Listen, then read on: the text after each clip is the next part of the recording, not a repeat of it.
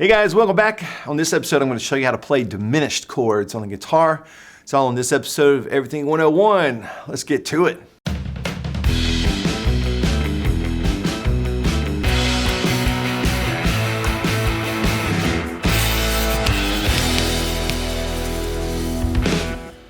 Hey guys, welcome back. I'm going to show you diminished chords today in this episode.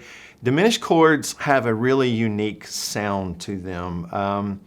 A friend of mine likes to call them the lady stuck on the train track chord because it has this unique sound of that situation like. Anyway, so that's a diminished chord. It has a weird sound to it. And these are really good transitional chords, sometimes leading from one chord into another, one part of a song into another. You'll hear diminished chords used a lot.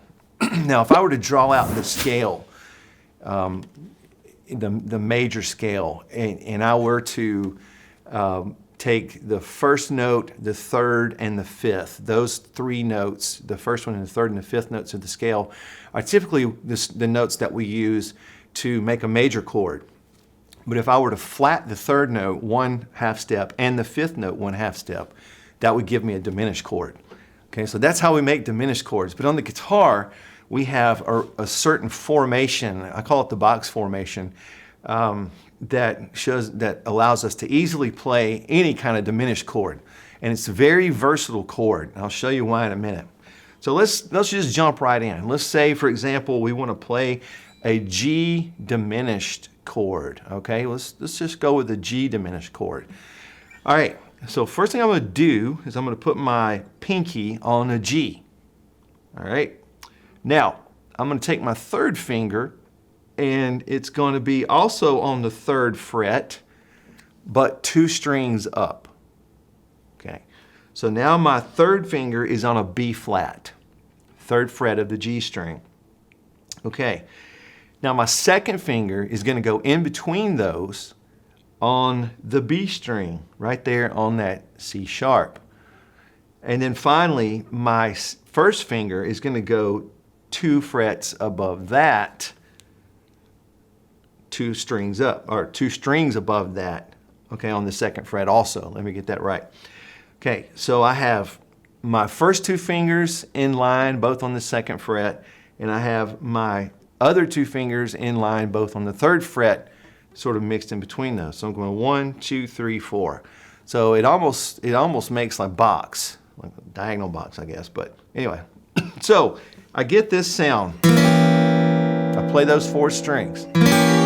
Now, here is the really interesting part of a diminished chord. If I hold my fingers right here, this is actually, I'm playing a G diminished, but I'm actually playing four chords.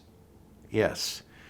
Okay, so if I look at the other notes that are in this chord, the other notes, I got a G, I have a B flat right here, I have a C sharp, or a D flat, whatever, and then I have an E down here. So this is weird because if you were to draw this out, you would see, like if I drew out an E diminished chord and a C sharp diminished chord and a B flat diminished chord and a G diminished chord, you would see that I'm writing all the same notes. It's weird how it works out, but I'm using all the same notes in all four of those chords. So this chord right here is actually an E diminished, it's a B flat diminished, it's a C sharp diminished or D flat diminished, and it is also a G diminished. So that's the interesting thing about this chord. So here's the thing about, when I know this box formation, no matter where I put it on the guitar, is if I'm wanting to play, say for example, an E diminished, I can move this anywhere on the guitar, and as long as one of these four notes is on an E, it'll work. It's the right chord. So if I wanted to play a D sharp diminished, I can move my fingers around until I have a D sharp. Okay, so if I'm basing it on the fourth fret here, there's a D sharp right down here with my second finger. So this would work. This would also be an A diminished. okay? And it would also be a C diminished, and it would also be an F sharp diminished. So as long as the note is in the chord, I'm good to go. So that's the cool thing about the diminished formation, all right? So work on making that diminished formation and move it around, slide it around, get used to going into it from other chords because it is a fairly common chord, okay? Guys, work on that, and I'll be back next time when we talk about augmented chords, all right? I'll see you on the next lesson of Everything 101. See you soon.